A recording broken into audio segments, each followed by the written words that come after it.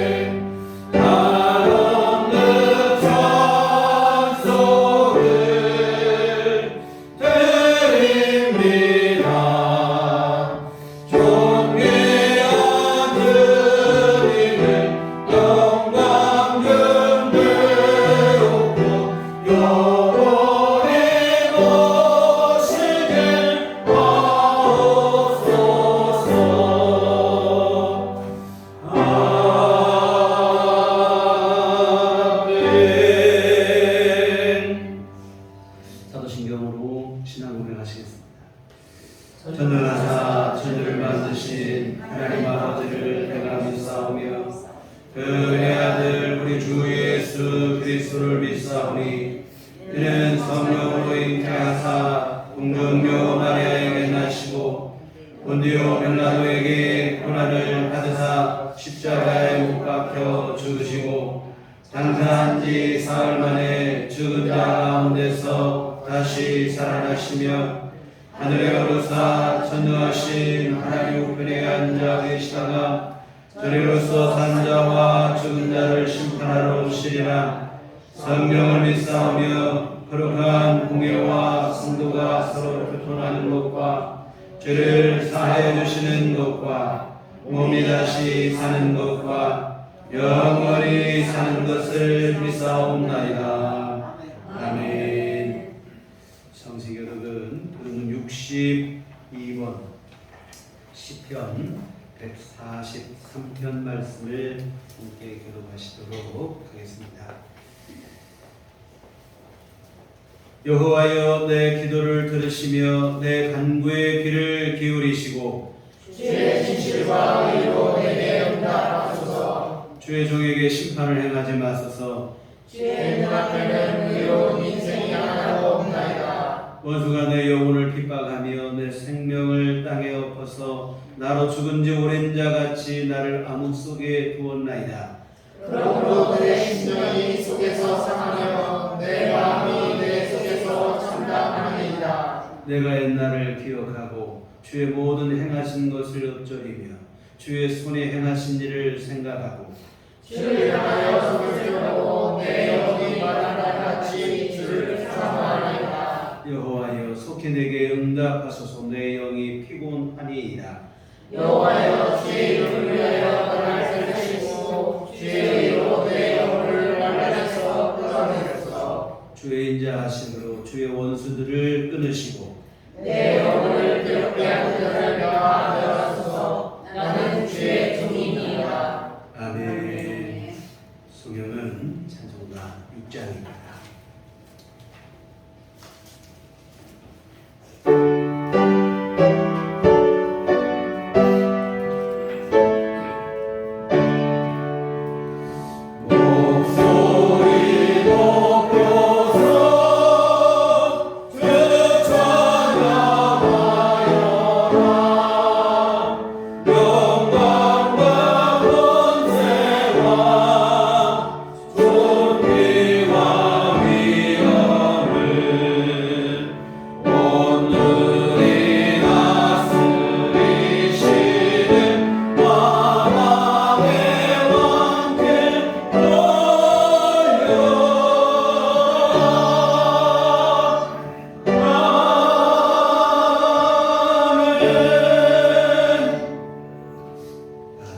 자리에서 기도하시겠습니다.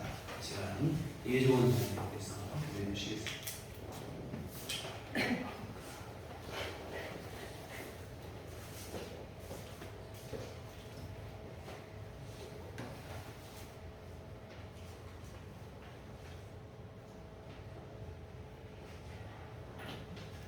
하나님 아버지 감사합니다.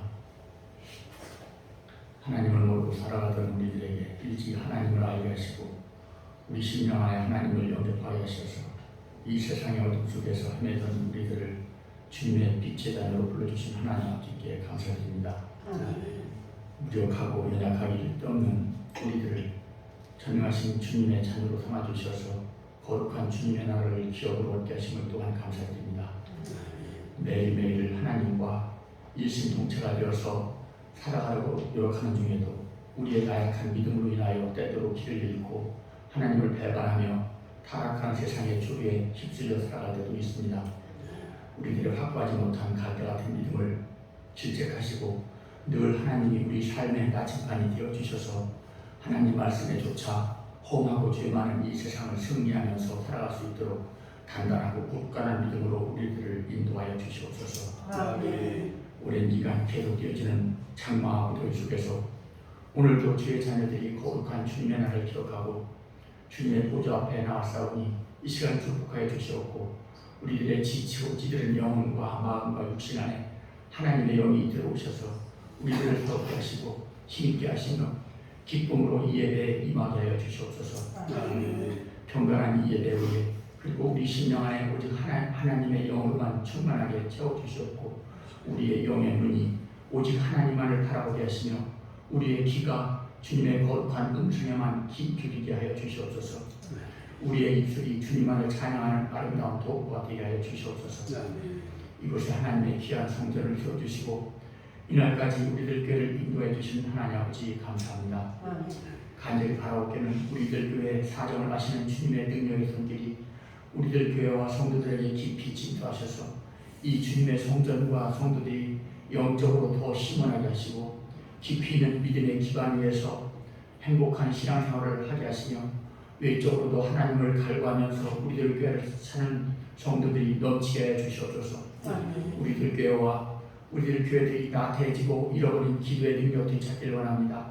항상 기도하고 낭망치 말아야 될 것이라는 예수님 말씀을 의지하게 하시고 기도는 영혼의 호흡임을 깨닫고 우리의 삶 속에서 언제 어디서든지 기도가 삶 속에서 생활화될 수 있도록 인도하여 주시옵소서.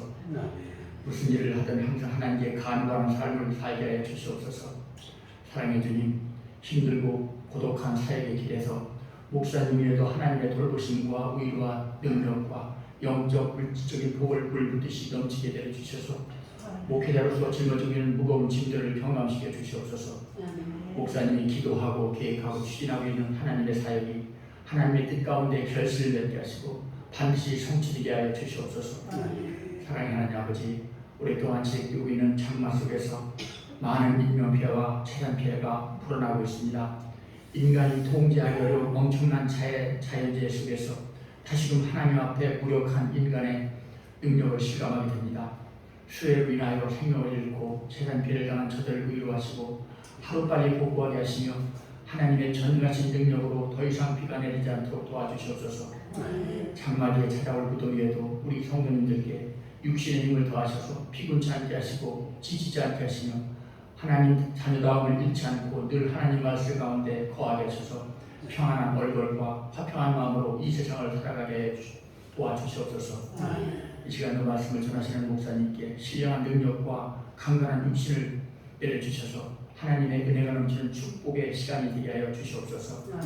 모든 성도들이 은혜를 받고 기쁨을 누리며 깨달음을 찾아서 각자 조금씩 변화되는 삶 속에서 살아가게 하여 주시옵소서. 아름다운 선율과 반주로 예배에 영과 힘을 더해주고 있는 반주자 위에도 또한 영상 PPT로 예배에 힘을 다하고 있는 자매님께도 늘 함께 하시고 수고의 손길에 축복을 내려 주시옵소서. 모든 예배의 시종을 주님께 의탁하오며 우리를 죄에서 구원하여 주신 거룩하신 예수님 이름으로 간절히 기도합니다. 아멘.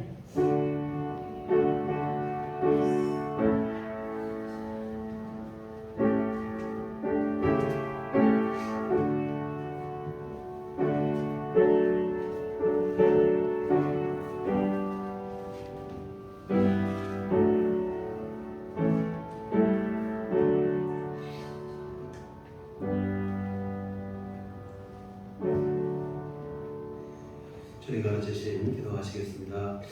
하늘에 계신 우리 아버지여, 이름이 거룩히 여김을 받으시오며 나라의 마옵시며 뜻이 하늘에서 이룬 것 같이 땅에서도 이루어지리라. 오늘날 우리에게 일용할 양식을 주옵시고 우리가 우리에게 죄 지은 자를 사하여 준 것 같이 우리의 죄를 사하여 주옵시고 우리를 시험에 들게 하지 마옵시고 다만 악에서 구하옵소서. 내게 나라와 권세와 영광이 아버지께 영원히 있사옵나이다. 아멘. 이 시간 우리에게 주신 하나님 말씀 구약성경 사무엘상 3장 10절에서 14절까지 말씀 보시도록 하겠습니다. 사무엘상 3장 10절에서 14절까지 다같이 한 목소리로 합독하시겠습니다. 여호와께서 임하여서서 전과 같이 사무엘아 사무엘아 부르시는지라. 사무엘이 이르되 말씀하옵소서 주의 종이 듣겠나이다 하니 여호와께서 사무엘에게 이르시되 보라 내가 이스라엘 중에 한 일을 행하리니 그것을 듣는 자마다 두 귀가 울리리라. 내가 엘리의 집에 대하여 말한 것을 처음부터 끝까지 그날에 그에게다 이루리라. 내가 그의 집을 영원토록 심판하겠다고 그에게 말한 것은 그가 하는 죄악 때문이니 이는 그가 자기의 아들들이 저주를 자청하되 금하지 아니하였음이니라. 그러므로 내가 엘리의 집에 대하여 맹세하기를 엘리 집의 죄악은 제물로나 예물로나 영원히 속죄함받지 못하리라 하였노라 하셨더라. 아멘. 우리 주님의 은총과 평강이 교회 여러분과 함께 하시기를 기원합니다. 아멘. 어린 시절 제가 다니던 시골교회에서는 예배가 끝날 때면 늘 우리 다시 만날 때까지 라는 찬송을 부르세요. 다시 만날 때까지 하나님께서 함께 하셔서 바른 길로 인도하시고 필요한 것 채워주시고 어려움 중에 도와주시고 죄의 유혹에 빠지지 않게 해달라는 그런 찬송인데, 다시 만날 때 그 찬송가의 원래 의미는 천국에서 다시 만날 때 그런 의미지만 우리가 이 찬송을 부를 때는 다음 주 다시 만날 때까지 하는 그 의미로 회회송이라 예전에 이렇게 이름 붙여서 이 찬송을 불렀는데요. 지난 한 주 참 무덥기도 했고 비도 많이 내렸고 그런 중에도 무탈하게 우리 온 교우들이 지내시고 오늘도 이렇게 건강한 모습으로 예배에서 다시 만나게 되니 문득 그때 그 찬송이 생각이 납니다. 물론 장마가 아직 끝난 건 아니에요. 이번 주에도 계속 이어지고 그리고 장마가 끝나면 본격적인 무더위가 시작이 될 텐데요. 다음 주 우리 다시 만날 때까지 하나님께서 우리 온 교우들과 여러분의 삶 속에 함께 하셔서 장마와 무더위 속에서 또한 여러 가지 만나는 삶의 고비와 어려움 속에서도 하나님이 지키시고 보호하셔서 건강한 모습으로 또한 주를 사모하는 그 믿음으로 다음 주에 다시 또 만날 수 있기를 간절히 소원합니다. 더불어 수혜를 입은 지역에 조속한 복구가 이루어졌으면 좋겠어요. 많은 분들이 참 목숨도 잃고 소중한 삶의 터전과 재산을 잃었습니다. 뭐 천재지변이야 불가항력적인 일은 어쩔 수 없다지만 또 보면 상습적인 그러한 침수가 이루어지는 경우들도 많이 있는데 근본적인 해결책이 필요한 것 같아요. 정부가 할 일은 무엇인가? 국민의 생명과 안전을 지키는 일일 것입니다. 오염수를 불법으로 방류하는 남의 나라에 대해 신경 쓸 게 아니고 자기 국민들을 안전과 생명을 지키는 데 힘쓰는 그런 나라가 됐으면 좋겠다 하는 생각을 해보고 정말 나라와 민족을 위해서 우리 교우들이 깨어서 더 기도했으면 좋겠습니다. 우리 지난주까지 살펴보신 내용을 우리가 다시 또 한번 살펴보시고 앞으로 넘어가겠는데 사무엘상 초반부의 내용은 사무엘과 엘리 가문에 대한 이야기입니다. 그리고 후반부로 가시면 이 다윗과 사울의 가문에 대한 얘기가 나오게 되는데 그런데 이 두 이야기가 모두 지난 시간에 보신 말씀과 연관이 있어요. 사무엘상 2장 30절 하반절에 보시면 나를 존중히 여기는 자를 내가 존중히 여기고 나를 멸시하는 자를 내가 경멸하리라. 사무엘과 다윗은 하나님을 존중히 여기는 삶을 살았습니다. 당연히 하나님께서도 그들을 존중히 여기셔서 복된 삶을 살게 하시고 하나님께 귀하게 쓰임받게 하셨습니다. 반면에 엘리와 사울은 하나님을 멸시하는 삶을 살아요. 물론 사울의 경우는 처음부터 그러했던 것은 아니었습니다. 청년 시절 사울은 누구보다도 겸손하고 신실한 믿음의 젊은이였습니다. 그러나 왕의 자리에 오른 후에 그 자리에 대한 욕심이 너무 커진 탓인지 하나님과 멀어지기 시작합니다. 사실 왕의 자리에 오를 수 있었던 것은 전적인 하나님의 은혜인데 선물에 너무 욕심을 낸 나머지 선물을 주신 분을 잊어버리는 그런 치명적인 실수를 범하고 말았습니다. 이와 같은 엘리와 사울은 하나님을 멸시하다가 하나님의 심판으로 끝을 보게 되어집니다. 하나님을 존중히 여기는 삶을 살아야 됩니다. 하나님께서 내려주시는 그 은혜의 소중함을 알고 그 은혜를 내려주심에 감사하는 일이 바로 하나님을 존중히 여기는 일입니다. 우리가 하나님을 존중히 여기라 하니까 내가 하나님 앞에 먼저 충성도 드리고 헌신도 하고 열심을 내고 그런 생각을 우리가 하는데 착각이에요. 인생이 그렇게 신실하지 못합니다. 그리고 타락한 육신의 이러한 연약함을 하나님께서도 모르시는 바가 아니고 그리고 또 하나님은 안 되는 것을 억지로 강요하고 원하시는 분도 아니십니다. 하나님께서 우리 연약함을 아시고 먼저 은혜를 내려주십니다.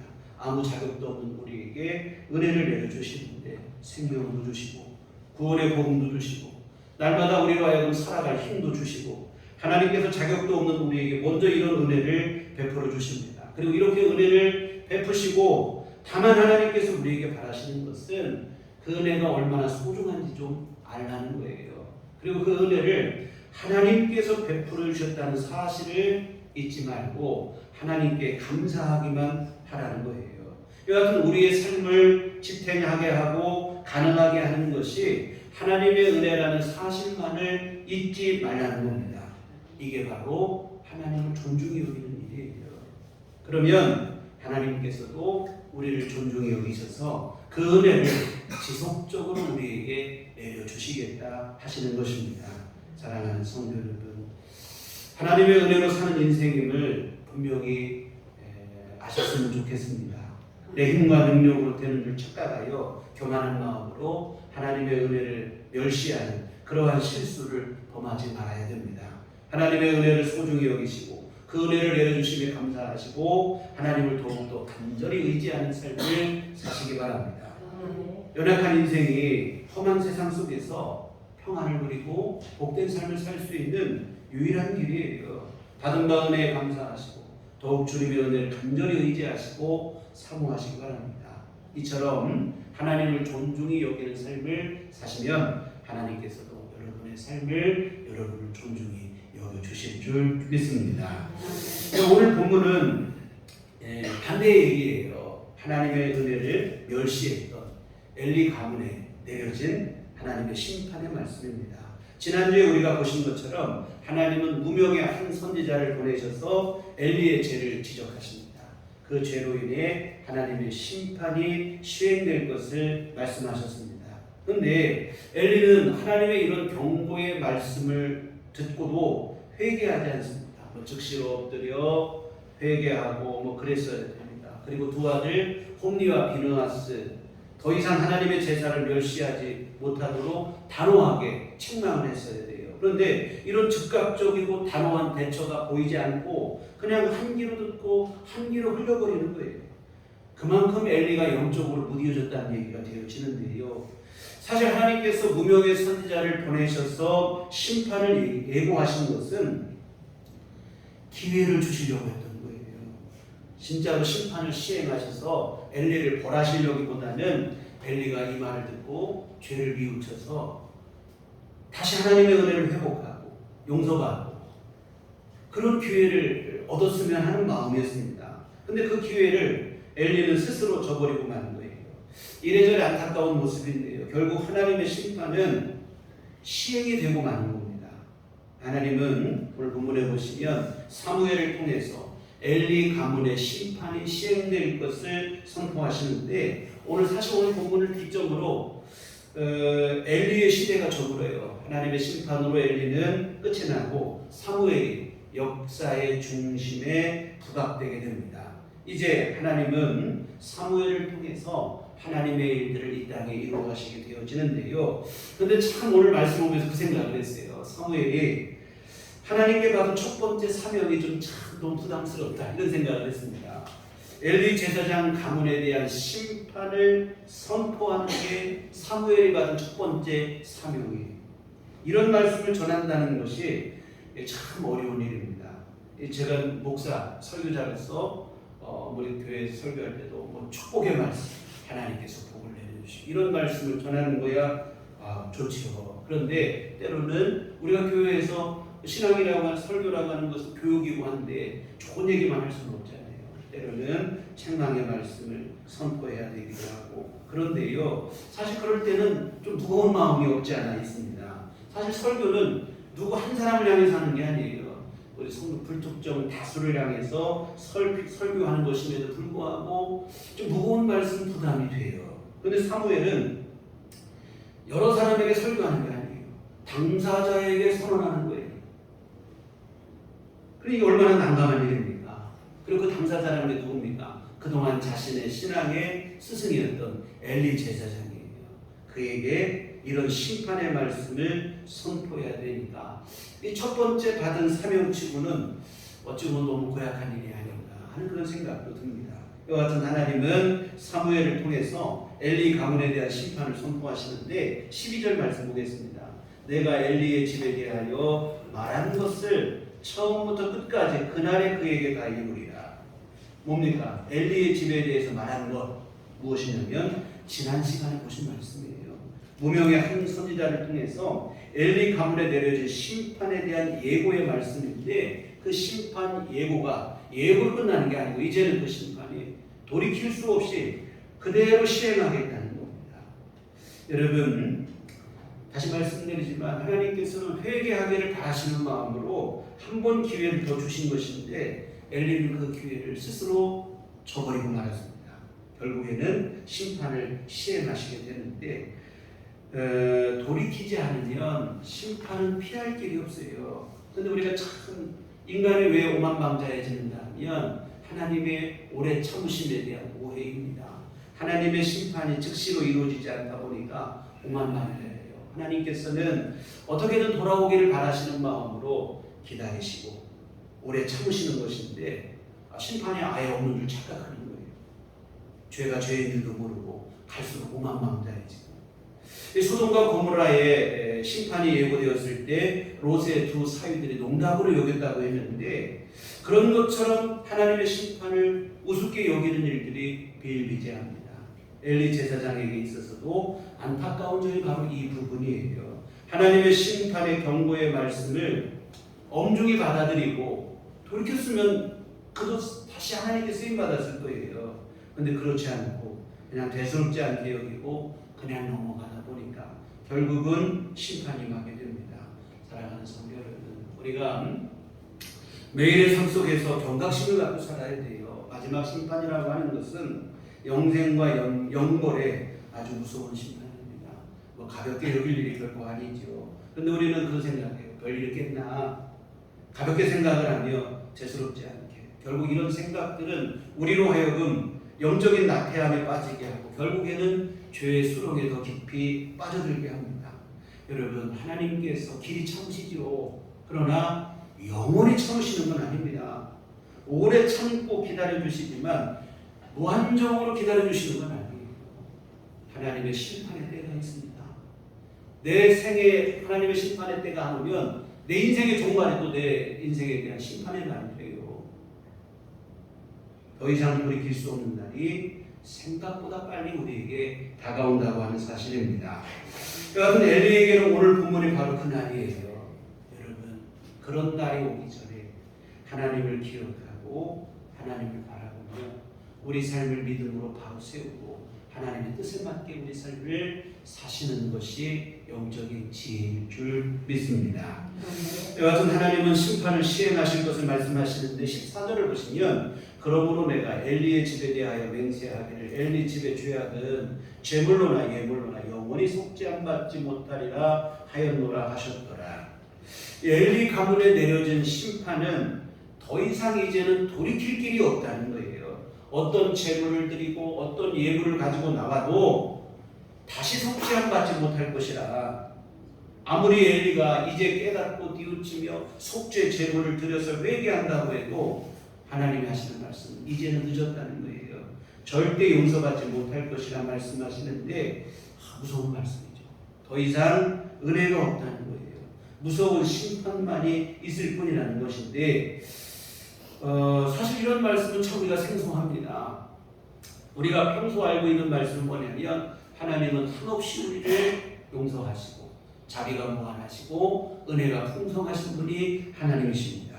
은혜가 많으시고 자비가 풍성하셔서 통회하고 자복하는 자를 외면하지 않고 용서하시고 하나님의 자녀로 우리를 품어주시고 이와 같은 우리가 그런 생각을 하는데 오늘 본문에서는 전혀 다른 얘기가 나오는 거예요. 회개해도 안 된다는 거예요. 아무리 속죄 제물을 바쳐도 영원히 속죄함 받지 못할 것이라. 더 이상 은혜가 내려지지 않는다.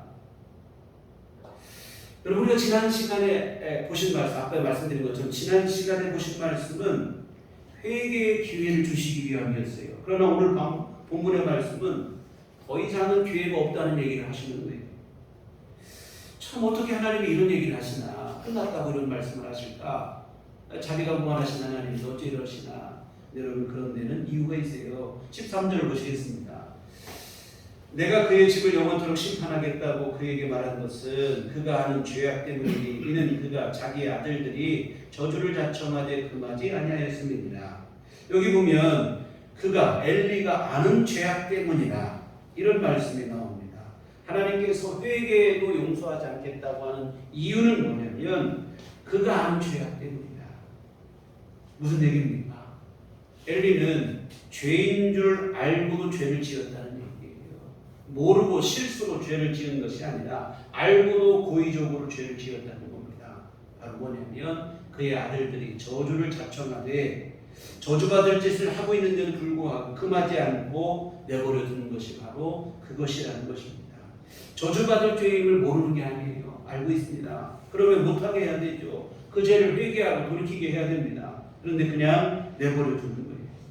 지난 시간 보신 것처럼 하나님께서는 무명의 선지자를 보내서 엘리에게 한 차례 경고의 말씀을 주시기까지 하셨습니다. 무엇이 문제인지를 분명하게 정확하게 알려주셨어요. 그럼에도 불구하고 엘리는 돌이키지 않고 두 아들을 단호하게 책망하지도 않습니다. 잘 몰라서 실수로 한 번 죄를 지은 게 아니라 이 말이죠. 죄인 것을 알고 하나님으로부터 경고의 말씀까지 들었으니 이거 얼마나 분명한 일입니까? 그런데도 불구하고 죄에서 돌이키지 않았습니다. 무슨 얘기입니까? 의도적으로 고의적으로 죄를 지은 것이라 이 말이죠. 그리고 그 죄가 한두 번으로 끝난 게 아니고 그친 게 아닙니다. 반복적으로 진행이 돼요.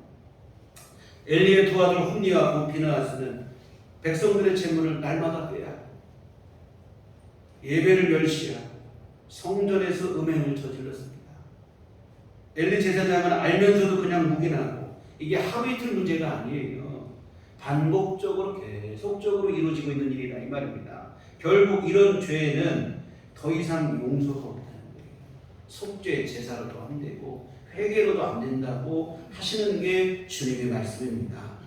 여러분 히브리서 10장 26절 27절에 이런 말씀이 있어요. 우리가 진리를 아는 지식을 받은 후 짐짓 죄를 범한즉 다시 속죄하는 제사가 오고 오직 무서운 마음으로 심판을 기다리는 것과 대적하는 자를 태울 맹렬한 불만이 있으리라. 여기 보면 우리가 진리를 아는 지식을 받은 후 뭡니까? 예수 믿어 구원받는 구원의 길을 내가 믿음으로 받아들인 후 이 말이에요. 그런 다음에 예수 믿는 구원의 은혜를 알고 예수 믿는 믿음을 알고 믿음으로 살아간 다음에 어떤 일을 행했느냐? 짐짓 죄를 범한다는 얘기가 나오는데 짐짓 죄를 범한다는 얘기는 아까 말한 것 똑같은 얘기예요. 죄인 것을 알고도 죄를 짓는 겁니다. 그리고 여기 보면 짐짓 죄를 범한즉 할 때 범한즉의 이 동사의 시제가 뭘로 되어 있냐면 현재 분사형으로 되어 있는데 계속해서 반복적으로 지금까지 이어지고 있다는 뜻인데 죄인 것을 알고도 고의적으로 죄를 짓고 고의적인 그 죄를 한두 번이 아니라 계속해서 반복적으로 범하고 있다는 거예요. 이런 경우에는 다시 속죄하는 죄사가 없다는 겁니다. 용서의 말씀은 용서가 없다는 말씀이에요. 많은 신앙인들의 오해와 착각이 바로 여기에 있습니다. 어떤 죄라도 회개하기만 하면 얼마든지 용서받을 수 있을 것을 생각하는 것인데 이런 생각으로 죄인 것을 알고도 죄를 짓는 경우도 있어요. 나중에 회개하면 용서받을 텐데 하는 이 얄팍한 계산으로 죄인 걸 알면서도 죄를 짓고 그리고 이런 죄를 한두 번으로 그치는 게 아니고 반복적으로 짓는 것입니다. 이렇게 되면 양심이 마비되는 거예요. 이런 죄에 대해서는 용서가 없어요. 근데 우리는 어떤 생각을 합니까?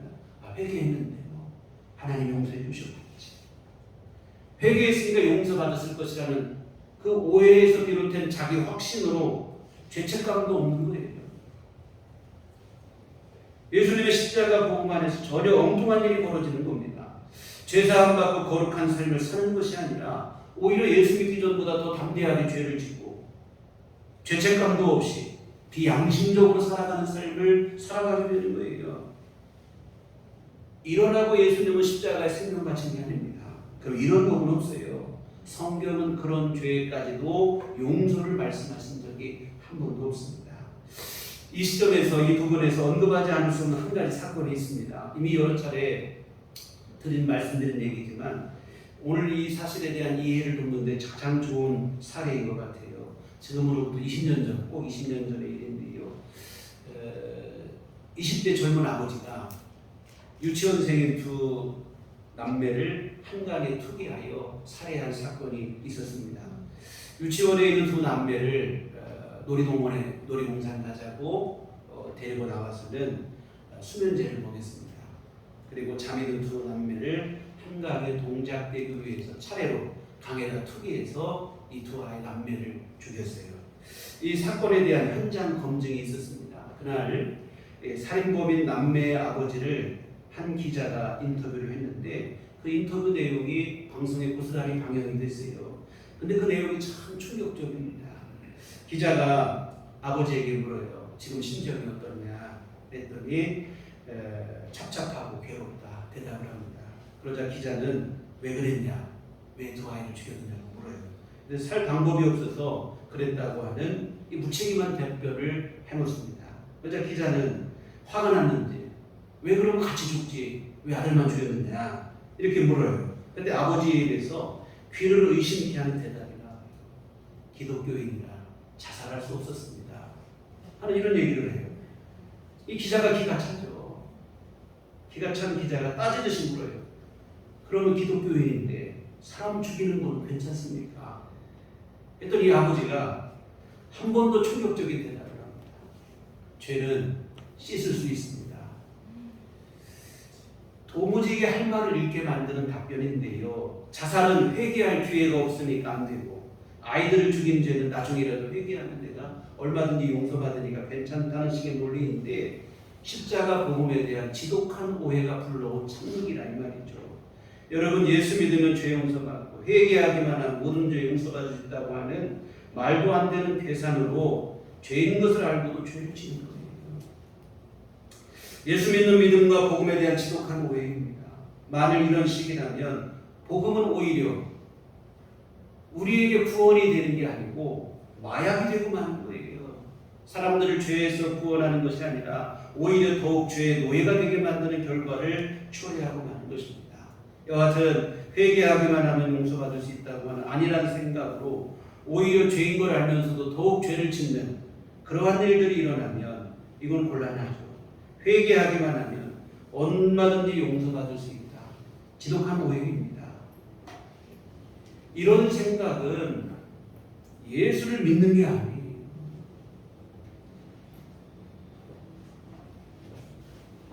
사실은 주님의 십자가를 모욕하는 일이다 이 말입니다. 유다서 1장 4절 하반절에 이런 말씀이 있습니다. 우리 하나님의 은혜를 도리어 방탕한 것으로 바꾸고 홀로 하나이신 주제 곧 우리 주 예수 그리스도를 부인하는 자니라 했습니다. 십자가 은혜를 방탕한 것으로 바꾸는 악독한 죄입니다. 주님의 십자가 용서의 은혜를 힘입어 새로운 마음으로 거룩하고 경건한 삶을 살아야 마땅합니다. 이게 정상적인 믿음이에요. 그런데 이 용서의 은혜를 방탕한 것으로 바꾸는 것입니다. 뭐겠습니까? 회개하기만 하면 얼마든지 용서받을 수 있습니다. 죄 짓는 건 괜찮다. 방탕한 삶에 스스로 자기 영혼을 맡기는 거예요. 이런 경우 십자가 은혜가 오히려 독이 되는 건데 이것은 주님이 원하시는 바예요. 이 얘기도 한번 말씀드렸는데 남편으로부터 가정폭력을 당하고 있다는 신고 전화가 왔어요. 가봤더니 실제로 남편이 아내를 폭력을 가했어요. 알고 봤더니 뭐냐면 이 아내가 술을 원래 많이 좋아해가지고 간이 안 좋아진 거예요. 그래서 간경화로 다죽게 되었을 때 남편이 자기 간을 떼줬어요. 간을 떼줘서 이 아내를 살려냈습니다. 근데 이 아내가 건강해지니까 어떤 일을 했냐면 다시 또 술을 먹고 도박을 하고 남편이 화가 납니다. 여러분, 주님께서는 우리에게 십자가 생명같이 있어서 우리를 구원해 주신 줄 믿습니다. 회개하고 용서받을 수 있으니까 하면서 마음껏 죄지으라고 그렇게 하신 게 아니에요. 우리로 하여금 새로운 삶을 살라고, 하나님의 자녀로서 합당한 삶을 살라고 주님께서 그렇게 하신 줄 믿습니다. 여하튼 우리가 기억할 것은 죄인 것을 알고도 죄를 짓고 반복적으로 그런 죄를 짓고 양심이 무디어진 삶 속에는 더 이상 그런 자기까지 내려질 용서의 은총은 없다고 하는 사실입니다. 그리고 로마서에도 보면 더 기가 막힌 얘기도 있어요. 로마서 6장 1절에 보면 그런즉 우리가 무슨 말을 하리요? 은혜를 더하게 하려고 죄에 거하겠느냐? 무슨 얘기냐면 더 큰 은혜를 입으려면 우리가 더 큰 죄를 져야 된다. 이런 말도 안 되는 터무니없는 주장이 교회 안에 사람들 안에 있었던 거예요. 그런데 이런 주장이 나오게 된 이유가 있습니다. 로마서 5장 20절 때문인데 율법이 들어온 것은 범죄를 더하게 하려 합니다. 그러나 죄가 더한 곳에 은혜가 더욱 넘쳤나니, 죄가 더한 곳에 은혜가 더욱 넘쳤다는 말은 다른 말하면 더 큰 죄를 지은 사람일수록 더 큰 은혜, 용서의 은혜를 입었다는 얘기예요. 정말 그렇죠. 작은 죄를 용서받은 사람보다 큰 죄를 용서받은 사람이 더 큰 은혜를 용서받은 것은 분명한 사실이죠. 그래서 사람들이 무슨 얘기까지 하냐면 이왕에 우리 은혜 받을 거면 더 큰 은혜 받아야 되지 않겠느냐.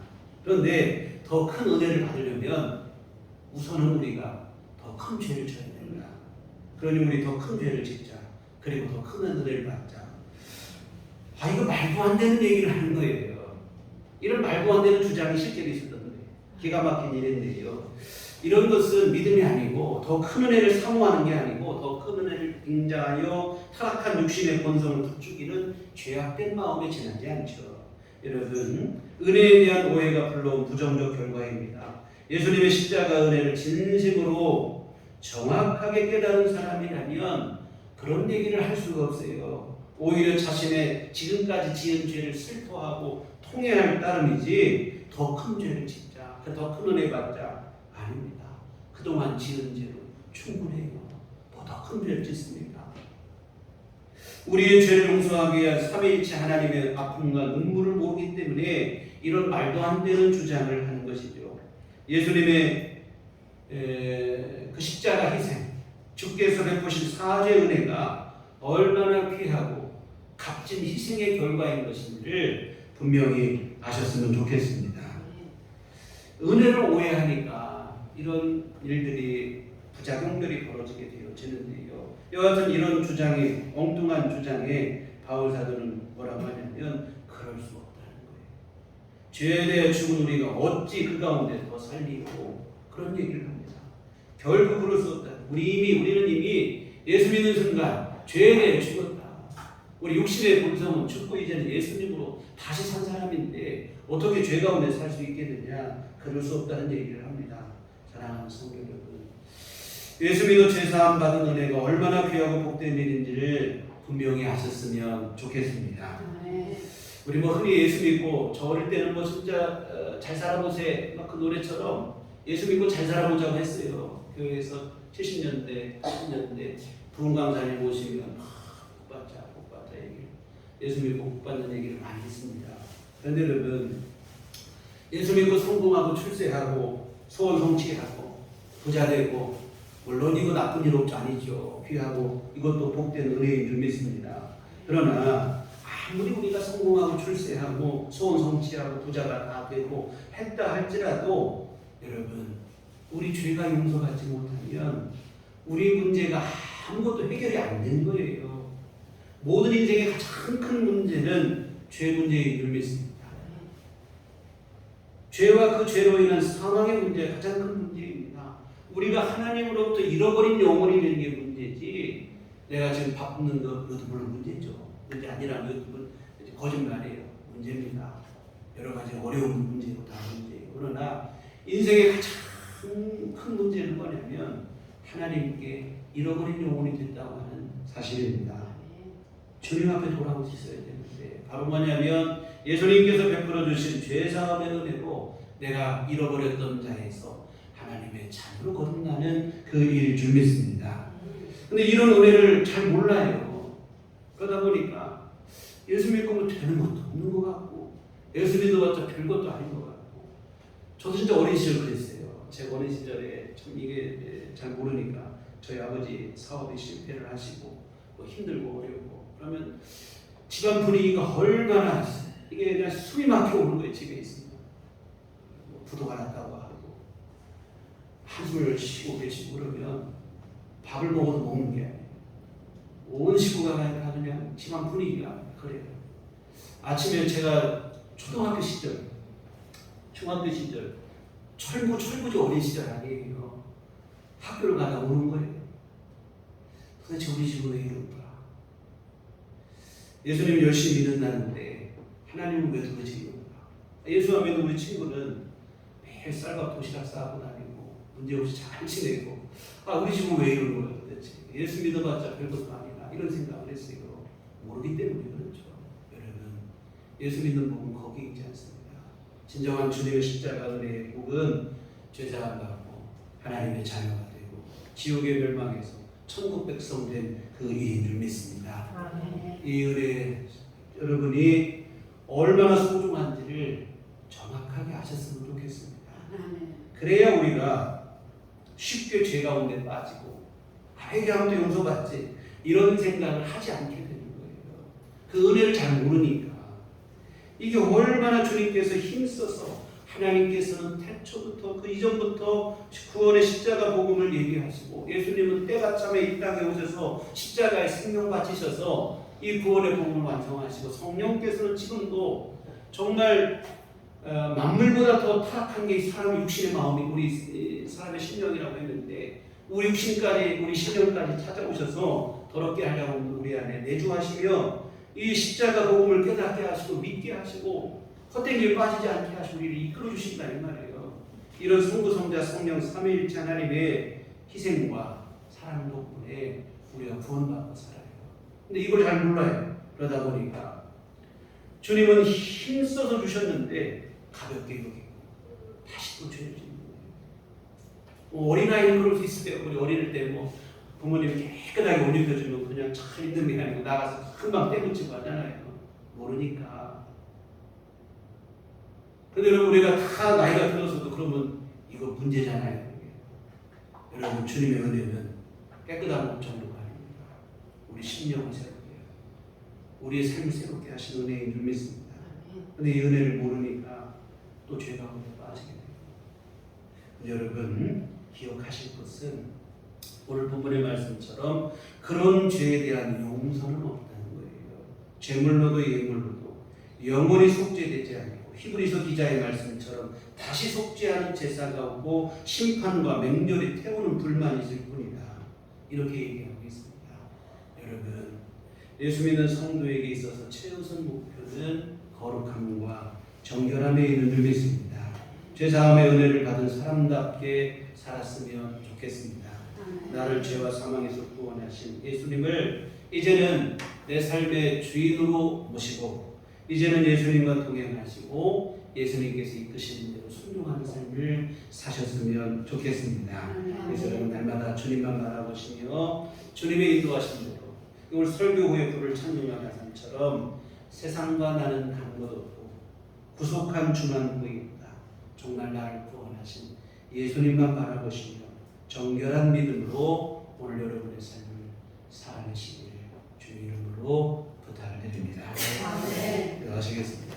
하나님 아버지 주님의 십자가 대속의 은혜를 알게 하여 주시옵소서.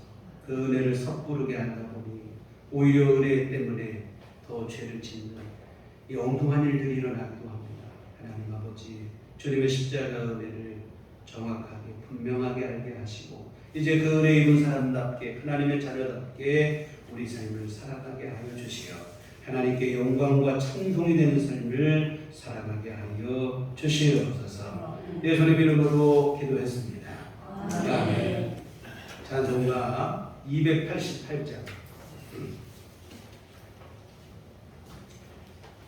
아멘.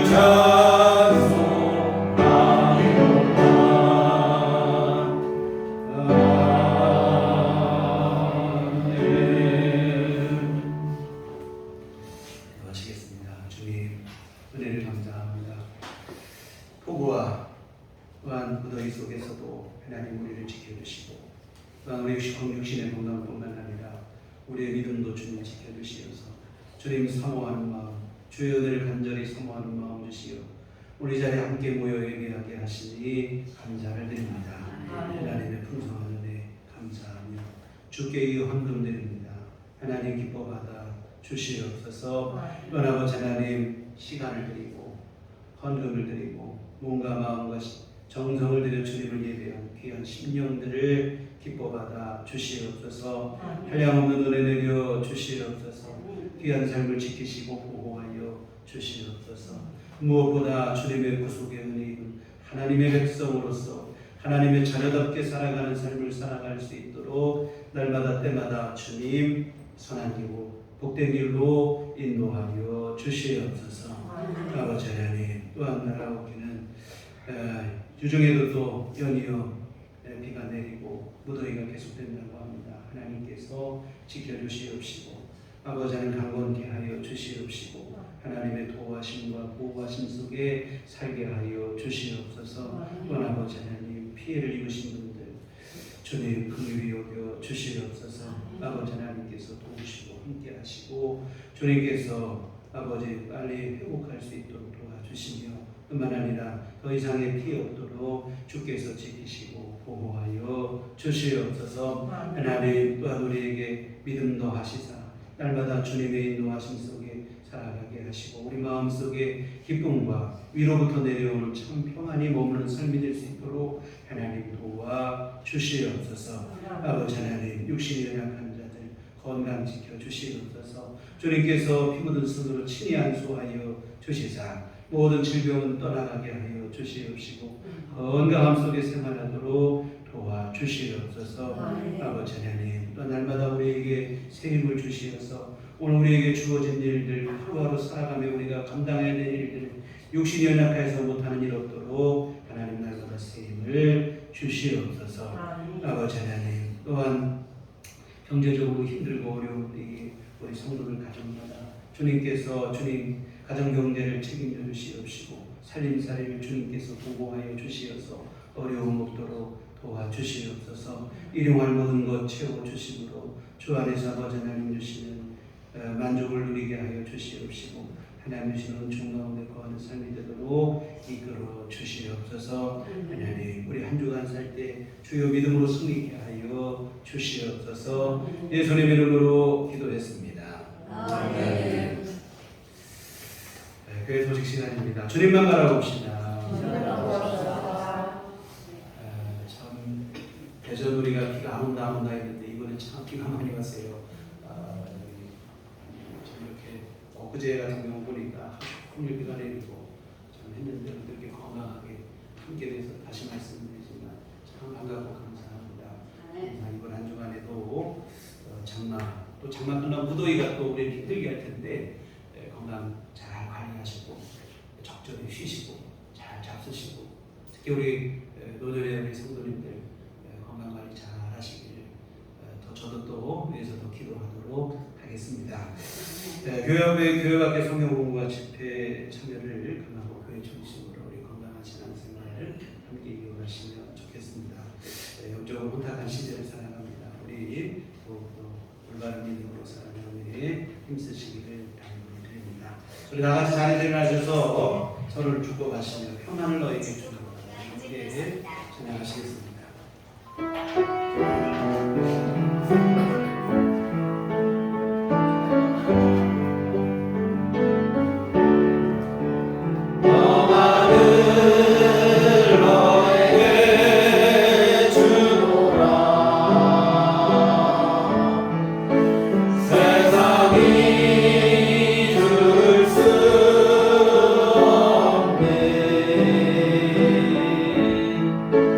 세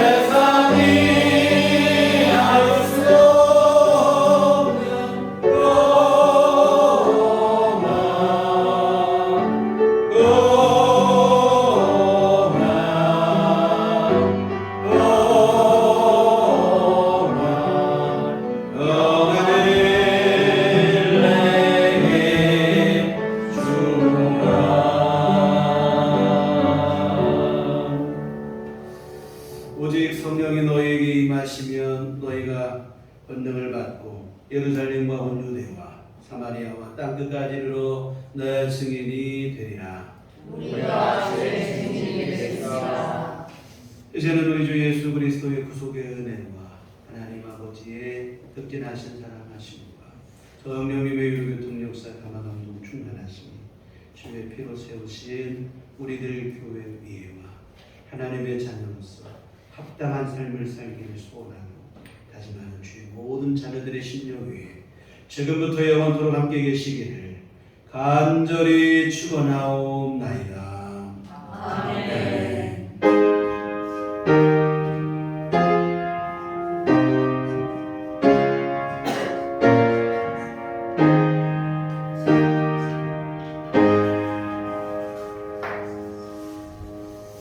감사합니다. 주일 안내를 마치도록 하겠습니다.